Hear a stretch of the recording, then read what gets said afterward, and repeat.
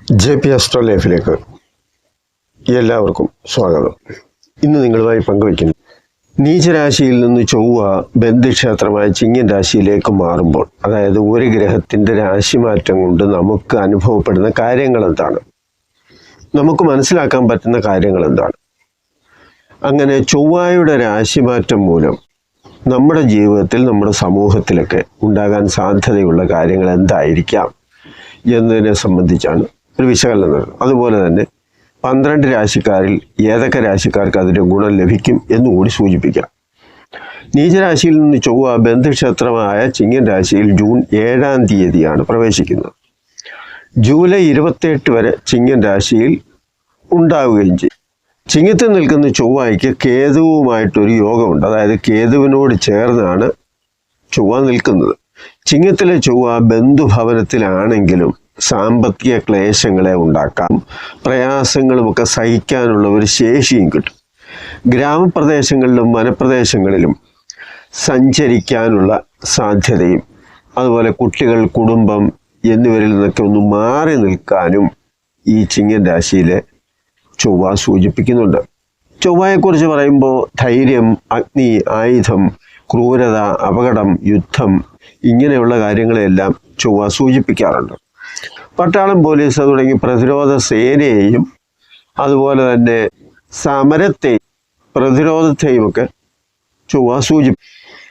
ചൊവ്വ മകരൻ രാശിയിൽ 28 ഡിഗ്രി എത്തുമ്പോൾ പരമോച്ച ഭാവത്തിലും, കർക്കിടകത്തിൽ 28 ഡിഗ്രി എത്തുമ്പോൾ പരമനീച ഭാവത്തിലും എത്തും.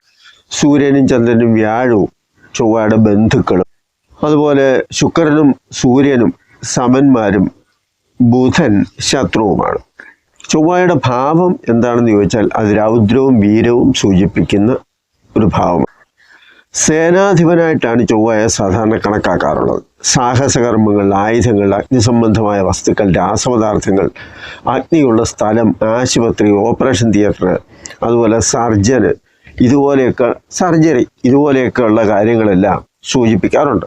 അതുപോലെ അക്രമം, പൊട്ടിത്തെറി, സമരം, ലാത്തിചാർജ് ഇതെല്ലാം ചൊവ്വയുടെ പരിധിയിൽ വരുന്ന കാര്യങ്ങളുമാണ്.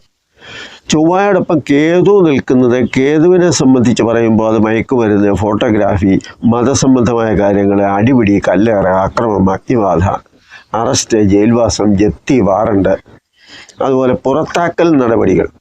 അത് രാഷ്ട്രീയത്തിൽ നിന്നായാലും സമുദായത്തിൽ നിന്നായാലും രാജ്യത്ത് നിന്നായാലും അങ്ങനെയൊക്കെയുള്ള കാര്യങ്ങൾ. ഇത്തരം കാര്യങ്ങളെയൊക്കെ സൂചിപ്പിക്കുന്നതും കേതുവാണ്. ചിങ്ങൻ രാശി ചൊവ്വ നിൽക്കുമ്പോൾ രാശ്യാധിപൻ സൂര്യനാണ്. കാരണം ചിങ്ങൻ രാശിയുടെ അധിപൻ സൂര്യനാണല്ലോ. ഇത് പിതാവിനെയും ഭരണ തലത്തിലുള്ളവരെയും, അതായത് ഭരണകർത്താക്കളെയും ഭരണത്തലവനെയും അതുപോലെ സർക്കാർ സംവിധാനത്തെയും, ക്യാബിനറ്റും, വകുപ്പ് സെക്രട്ടറിമാരും, ജില്ലാ കളക്ടറും, IAS ഉദ്യോഗസ്ഥരും ഇവരെയെല്ലാം സൂചിപ്പിക്കുന്ന ഒരു കാര്യമാണ് സൂര്യൻ. ആശുപത്രിയും ആരോഗ്യവകുപ്പും സർക്കാർ മന്ദിരങ്ങളും അതുപോലെ തന്നെ തീ കത്തിക്കൊണ്ടിരിക്കുന്ന സ്ഥലം, അഗ്നികുണ്ഡം അഥവാ ഹോമകുണ്ഡം, ഇതെല്ലാം തന്നെ ആശുപത്രിയെയും ഡോക്ടറെയും ചികിത്സയെയും മരുന്നിനെയും സൂചിപ്പിക്കുന്നതും സൂര്യനാണ്. ഇത്രയും പറഞ്ഞത് ചൊവ്വ നീചാവസ്ഥയിൽ വരുമ്പോൾ അത് ചൊവ്വയുടെ നല്ല ഫലത്തെ ആയിരിക്കില്ല കൂടുതൽ നൽകുന്നത്. അപ്പോൾ അതനുസരിച്ച് സഞ്ചരിച്ച് ചൊവ്വ രാശി മാറുമ്പോൾ അതിൻ്റെ അവസാന ഡിഗ്രിയിലേക്ക് എത്തുന്ന സമയം, അതായത് പരമനീച ഭാവത്തിൽ വരുന്നത് 28 ഡിഗ്രിയോട് അടുത്ത് വരുമ്പോൾ ആണല്ലോ ഈ പരമനീചം എന്നൊക്കെ പറയുന്നത്. മെയ് അവസാനത്തോടെ ആരംഭിച്ച് ജൂൺ 2, 3, 4 തീയതികളിലായിരിക്കും ഏതാണ്ട് ഏകദേശം പരമനീച ഭാവത്തിലേക്ക് എത്തുന്നത്. കർക്കിടകം ജലരാശി ആയതുകൊണ്ട് തന്നെ ഈ സമയത്തെ കാര്യങ്ങൾ കൂടി പറയണം. കാരണം കർക്കിടകത്തിൽ ചൊവ്വ നീചരാശിയിൽ നിൽക്കുമ്പോൾ പരമനീച ഭാവത്തിൽ നിന്ന് ചിങ്ങൻ രാശിയിലേക്കുള്ള മാറ്റവും നമ്മളിവിടെ ഒന്ന് കാണും. അത് കർക്കിടകൻ രാശി ആയതുകൊണ്ട് തന്നെ ജലാശയത്തെ സൂചിപ്പിക്കാം.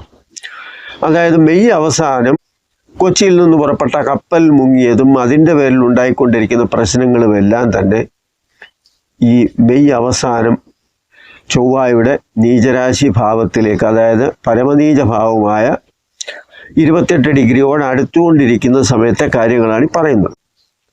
അതുപോലെ തന്നെ അപ്രതീക്ഷിതമായ തീവ്രമായ മഴയും വെള്ളപ്പൊക്കവും അങ്ങനെയൊക്കെയുള്ള കാര്യങ്ങൾ, അതുപോലെ പകർച്ചവ്യാധികളുടെ സാധ്യതയും കർക്കിടകത്തിൽ ജലരാശിയാണ്. അതുകൊണ്ട് തന്നെ പകർച്ചവ്യാധിയെയും ജലസമ്പത്തിനെയും മത്സ്യത്തൊഴിലാളികളെയും ഒക്കെ ഇത് ബാധിക്കുന്ന ഒരു കാര്യമാണെന്നാണ് പ്രത്യേകം പറഞ്ഞത്. ഇനി ജൂൺ 7-ാം തീയതി ചൊവ്വ ചിങ്ങൻ രാശിയിലേക്ക് മാറുമല്ലോ. അങ്ങനെ മാറുമ്പോൾ കേതുവും കൂടെ ഉണ്ട്. അങ്ങനെ വരുമ്പോൾ അത് ഭരണതലത്തിൽ സർക്കാർ സംവിധാനത്തിലൊക്കെ ചില പ്രശ്നങ്ങൾ ഉണ്ടാക്കാം. അതാണ് ഞാൻ സൂചിപ്പിച്ചത്. അത് വരുന്നതിന് മുന്നോടിയായിട്ട്, അതായത് ചിങ്ങൻ രാശിയിലേക്ക് ചൊവ്വ കടക്കുന്നതിന് മുമ്പായിട്ട് തന്നെ പരമനീച ഭാവത്തിലേക്ക് വന്നപ്പോൾ തന്നെ കുറേ കാര്യങ്ങൾ നമ്മൾ അനുഭവപ്പെട്ടു. അതാണ് ഞാൻ പറഞ്ഞ കപ്പലിൻ്റെ കാര്യവും അതുപോലെ തന്നെ അതിതീവ്ര മഴ, അതുപോലെ പല വിഷയങ്ങളുമുണ്ട്. ഇതെല്ലാം സൂചിപ്പിക്കുന്ന കാര്യം. അപ്പം സൂര്യൻ്റെ അധിപനായ ചിങ്ങൻ രാശിയിലേക്ക് ചൊവ്വ വരുമ്പോൾ അതിൽ ഒന്നാമതായി സൂചിപ്പിക്കുന്ന ആഭ്യന്തരമാണ്. കാരണം ഭരണതലത്തിലുള്ള കാര്യങ്ങളെ സംബന്ധിച്ച് വരുമ്പോൾ.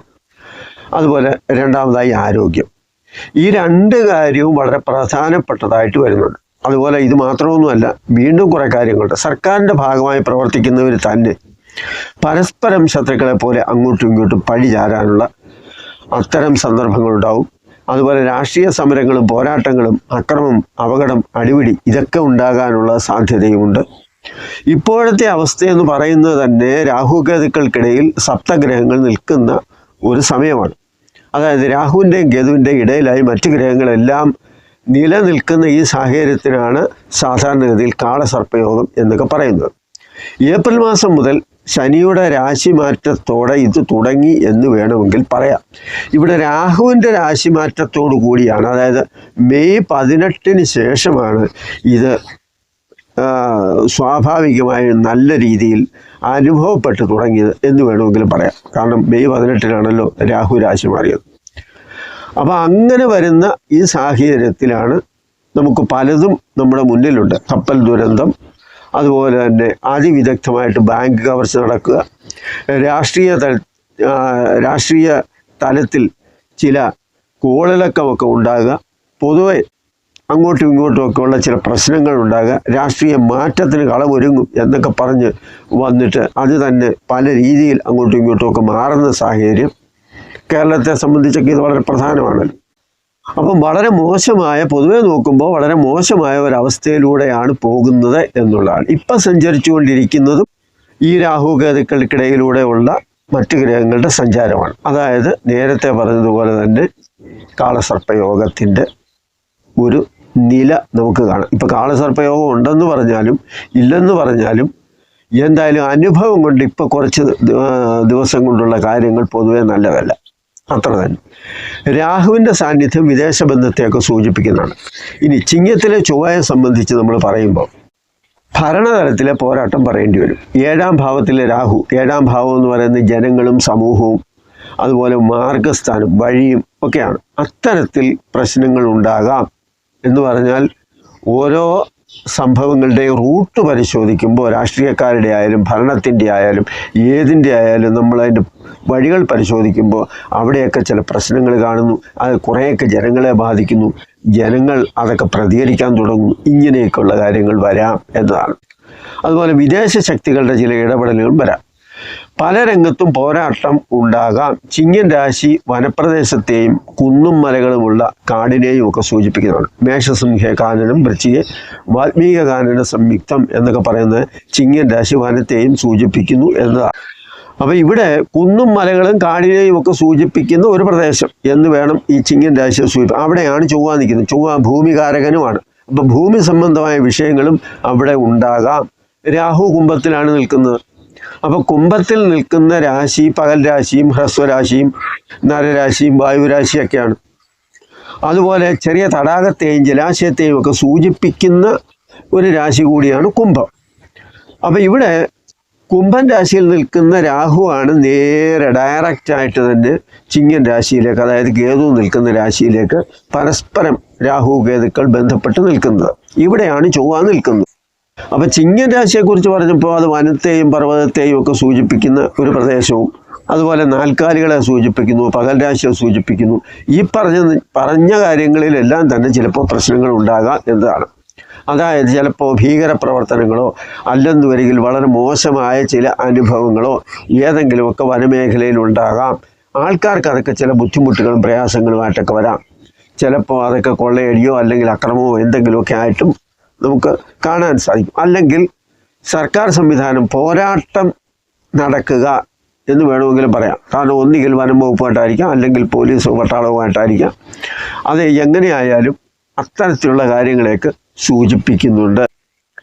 അതുപോലെ നാട്ടിൻപുറങ്ങളിൽ, ഗ്രാമപ്രദേശങ്ങളിലും നാട്ടിൻപുറത്തുമൊക്കെ സമര പോരാട്ടങ്ങളും അപകടങ്ങളും അഗ്നിബാധയും ഒക്കെ ഉണ്ടാകാനുള്ള സാധ്യതയും സൂചിപ്പിക്കുന്നുണ്ട് എന്നുള്ളതാണ്. ഇതെല്ലാം ഗ്രഹത്തിൻ്റെ സ്ഥിതി അനുസരിച്ചുള്ള നിഗമനങ്ങൾ മാത്രമാണ്, അല്ലാതെ നമ്മൾ TV കണ്ടുകൊണ്ടൊന്നും പറയുന്ന കാര്യങ്ങളൊന്നുമല്ല എന്നുകൂടി പ്രത്യേകം ഓർമ്മിപ്പിക്കും. പ്രത്യേകമായിട്ട് പറയാനുള്ളതെന്ന് പറഞ്ഞാൽ പകർച്ചവ്യാധികളൊക്കെ ഉണ്ടാക്കാം, ഉദര സംബന്ധമായ പ്രശ്നങ്ങൾ വരാം, ഭക്ഷണം മൂലമുള്ള ചെറിയ വിഷബാധയോ അല്ലെങ്കിൽ ആരോഗ്യ പ്രശ്നങ്ങളോ ഒക്കെ ഉണ്ടാകാം. മാംസാഹാരം മൂലം ഉണ്ടാകുന്ന പ്രശ്നങ്ങൾ, കാരണം ചിങ്ങം സിംഹം പോലെയാണ്, സിംഹം മാംസാഹാരപ്രിയനാണ്. അപ്പം മാംസാഹാരം കൊണ്ട് തന്നെ ചില പ്രശ്നങ്ങളൊക്കെ ഉണ്ടാകാം. രാഷ്ട്രീയ പകപോക്കൽ വരാം, രാഷ്ട്രീയ സംഘർഷങ്ങൾ വരാം, ആഭ്യന്തര പ്രശ്നങ്ങളും അതുപോലെ കൃഷി, വനം, ആഭ്യന്തരം, ആരോഗ്യം, നിർമ്മാണ മേഖല, റവന്യൂ, വൈദ്യുതി, ഈ വിഷയങ്ങൾക്കൊക്കെ പ്രാധാന്യം വരും. കാരണം വനമേഖലയും ഭൂമി സംബന്ധമായ കാര്യങ്ങളും ഒക്കെ ആകുമ്പോൾ വനം വകുപ്പ് വരാം, റവന്യൂ വകുപ്പ് വരാം. ആഭ്യന്തര പ്രശ്നമാകുന്നുടനെ അതിന് അത്തരത്തിൽ ഉള്ള കാര്യങ്ങൾ വരാം. ആരോഗ്യ സംബന്ധമായ വിഷയങ്ങൾ വരുമ്പോൾ അതും ഒരു പ്രശ്നമായിട്ട് വരാം. ഇതെല്ലാം തന്നെ അതുപോലെ ചിങ്ങൻ രാശിയിലെ ചൊവ്വ എന്ന് പറയുന്ന അഗ്നിയൊക്കെ സൂചിപ്പിക്കുന്നത്, നേരത്തെ പറഞ്ഞതുപോലെ അതൊരു പക്ഷേ അഗ്നിബാധയാകാം, വൈദ്യുതി സംബന്ധമായ പ്രശ്നങ്ങളാകാം. ഏത് തരത്തിലും ഇതൊക്കെ ഏതെങ്കിലുമൊക്കെ വിഷയമായി നമ്മുടെ മുന്നിൽ എത്താം എന്നതാണ് സൂചിപ്പിച്ചത്. ഇനി ജൂൺ 7 മുതൽ ചൊവ്വ മകൻ നക്ഷത്രത്തിൽ നിൽക്കുന്നു. ജൂൺ 30 മുതൽ പൂര നക്ഷത്രത്തിലാണ്. ജൂലൈ 23 മുതൽ ഉത്തര നക്ഷത്രത്തിലും ചൊവ്വ സഞ്ചരിക്കും. കാരണം ഓരോ ഗ്രഹങ്ങളും ഓരോ രാശിയിൽ നിൽക്കുമ്പോൾ അത് ഓരോ നക്ഷത്രങ്ങളുമായിട്ട് ബന്ധം വരും. അത് അതിൻ്റെ ഡിഗ്രി നോക്കിയാണ് പറയുന്നത്. ഈ സമയത്ത് ചൊവ്വ ദോഷവാനായിട്ടുള്ള ഈ നക്ഷത്രക്കാരെ സംബന്ധിച്ച് ഇപ്പോൾ ഈ പറഞ്ഞ മകം, പൂര, ഉത്തരം ഈ നക്ഷത്രക്കാർ അവരുടെ അനുജന്മ നക്ഷത്രങ്ങളും വരാം. അശ്വതി, മകം, മൂലം ഇങ്ങനെയൊക്കെയുള്ള നക്ഷത്രങ്ങൾ. അതുപോലെ 3, 6, 11 ഭാവത്തിൽ ചൊവ്വ നിൽക്കുന്നവരെ സംബന്ധിച്ചിടത്തോളം വലിയ ദോഷമൊന്നുമില്ല ആരുടെ ജാതകത്തിലായാലും. കാരണം ഏത് ഭാവത്തിൽ, ചാരവശാലായാലും ജാതകത്തിലായാലും 3, 6, 11 ഭാവത്തിൽ നിൽക്കുക, സ്വക്ഷേത്രത്തിലോ ഉച്ചത്തിലോ അല്ലെങ്കിൽ അതിന് കുറച്ച് ബലമുള്ള രാശികളിൽ നിൽക്കുക, ഇതൊക്കെ എന്ന് പറയുമ്പോൾ ചൊവ്വ ഇഷ്ടഭാവത്തിൽ വളരെയേറെ ഗുണം നൽകുന്നതും ധൈര്യവും അതുപോലെ തന്നെ ജീവിതത്തിലെ ഉയർച്ചയും അധികാരവും എല്ലാം നൽകുന്ന ഒരു ഭാവങ്ങളായത്. മറ്റു ഭാഗങ്ങളിലൊക്കെ ചൊവ്വ നിൽക്കുമ്പോൾ അത് അത്ര മെച്ചമാണ് എന്ന് പറയാനും പറ്റില്ല. ഇവിടെ ഗുണമുണ്ടാകാൻ സാധ്യതയുള്ളവർ എന്ന് പറയുമ്പോൾ, കാരണം ഇത് ഞാൻ ആദ്യം പറഞ്ഞത് സാമൂഹികമായ പ്രശ്നങ്ങൾ. ഇനി ചിങ്ങൻ രാശിയിലേക്ക് ചൊവ്വ മാറുമ്പോൾ ഈ 12 രാശിക്കാരിൽ ആർക്കൊക്കെ എന്തൊക്കെ ഒരു മെച്ചമുണ്ടാകാം എന്നതിനെ സംബന്ധിച്ച് പറയുമ്പോൾ 3, 6, 11 നിൽക്കുന്ന രാശിക്കാർക്കാണ് ഗുണം.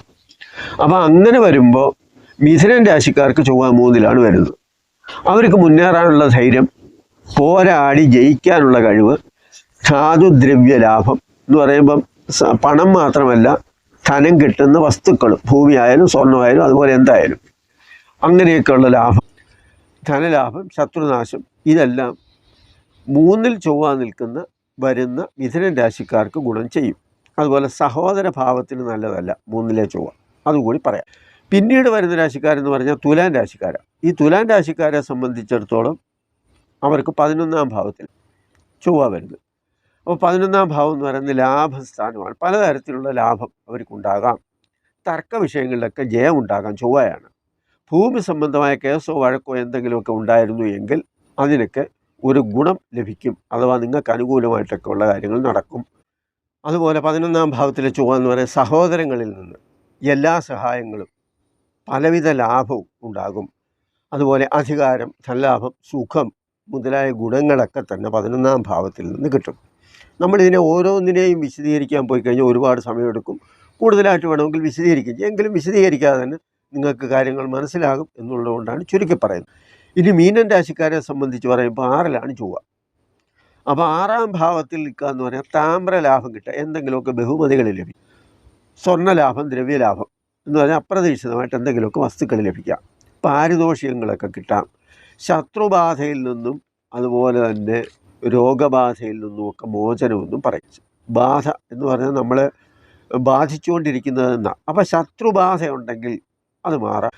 പക്ഷെ വേറൊരു കാര്യം 6-ാം ഭാവത്തിൽ പറയുന്നുണ്ട്. മീനൻ രാശിക്കാരെ സംബന്ധിച്ചിടത്തോളം ഇവർ പൊതുവെ ഒരു കലഹ സ്വഭാവക്കാരായിട്ട് മാറാം എന്നതിനെ സൂചിപ്പിക്കട്ടെ. കാരണം ചൊവ്വയാണ്, 6-ാം ഭാവമാണ്, രോഗം, ശത്രു, കള്ളൻ എന്നൊക്കെയാണ് അതിനെ ചിന്തിക്കുന്നത്. എങ്കിലും കുറേ ഗുണമുണ്ടാകുമ്പോൾ തന്നെ അത് എല്ലാവർക്കും അത്ര സുഖിക്കുന്ന രീതിയിലായിരിക്കത്തില്ല ആ പെരുമാറ്റം. അതാണ് ഈ കലഹ സ്വഭാവം എന്ന് പറയുന്നത്. ഈ 3 രാശിയിൽപ്പെട്ട നക്ഷത്രക്കാർക്ക്, അതായത് മകയിരത്തിൻ്റെ 3-4 പാദക്കാർ, തിരുവാതിര, പുണർദത്തിൻ്റെ 1-2 പാദക്കാർ, അതുപോലെ ചിത്രയുടെ 3-4 പാദക്കാർ, ചോതി, വിശാഖത്തിൻ്റെ 1-2-3 പാദക്കാർ, പൂരിട്ടാതിയുടെ 4-ാം പാദം, ഉത്തിരട്ടാതി, രേവതി, ഈ നക്ഷത്രങ്ങളിൽപ്പെട്ടവർക്കാണ് ഈ പറഞ്ഞ ഗുണങ്ങൾ ലഭിക്കുന്നത്. ഇനി കേതുവിൻ്റെ ദശാവഹാരം, സൂര്യൻ്റെ ദശാവഹാരം, അതുപോലെ ചൊവ്വ ബലഹീനനായ അനിഷ്ടസ്ഥാനത്ത് നിൽക്കുന്നവരുടെ ചൊവ്വായും അതിൻ്റെ അവഹാരങ്ങളും ഇങ്ങനെയൊക്കെ ഉള്ളവരെ സംബന്ധിച്ചിടത്തോളം മെച്ചമൊന്നും ഉണ്ടാകത്തില്ല. അപ്പോൾ അങ്ങനെയുള്ളവരെ ശ്രദ്ധിക്കുകയും സൂക്ഷിക്കുകയൊക്കെ വേണം. അതുപോലെ ഈ പറയാത്ത 3 രാശിക്കാരൊഴിച്ച് ബാക്കി 9 രാശിക്കാരുടെ കാര്യം, അവർക്ക് ഈ ചൊവ്വ കൊണ്ട് വലിയ ഗുണമൊന്നും ഉണ്ടാകുന്നില്ല. അതുകൊണ്ടാണ് കൂടുതലായിട്ട് പറയാത്തത്. അപ്പോൾ ഇവർ ചൊവ്വ എന്തെങ്കിലും ഒരു ഗുണം ഉണ്ടാകണം അല്ലെങ്കിൽ ദോഷം കുറയണം എന്ന് വരികിൽ ഈ 9 നക്ഷത്രക്കാരെ രാശിക്കാരെ, 9 നക്ഷത്രമല്ല 9 രാശിക്കാരെ സംബന്ധിച്ചിടത്തോളം അവർക്ക് എന്തെങ്കിലും മെച്ചം ഉണ്ടാകണമെങ്കിൽ അവരുടെ ജാതകത്തിൽ ചൊവ്വ മുമ്പേ പറഞ്ഞതുപോലെ സ്വക്ഷേത്രത്തിലോ ഉച്ചത്തിലോ നിൽക്കണം. 3, 6, 11 ഭാവത്തിൽ ജാതകത്തിലുള്ളവർക്ക് ഒരു പക്ഷേ ഈ ചിങ്ങൻ രാശിയിൽ ചൊവ്വ സഞ്ചരിക്കുന്ന സമയം അത്ര വലിയ പ്രശ്നങ്ങളൊന്നും ഉണ്ടാകത്തില്ല. എന്തെങ്കിലുമൊക്കെ ചെറിയ ഗുണങ്ങളും ഉണ്ടാകും. ദോഷങ്ങളുള്ളവരെ, ചിങ്ങൻ രാശിയിലെ ചൊവ്വ എന്ന് പറഞ്ഞാൽ പുരുഷരാശിയാണ് ചിങ്ങം. അപ്പോൾ ചിങ്ങത്തിലെ ചൊവ്വ എന്ന് പറഞ്ഞാൽ സുബ്രഹ്മണ്യനെ സൂചിപ്പിക്കുന്ന ഒരു ഘടകമാണ് ഉള്ളത്.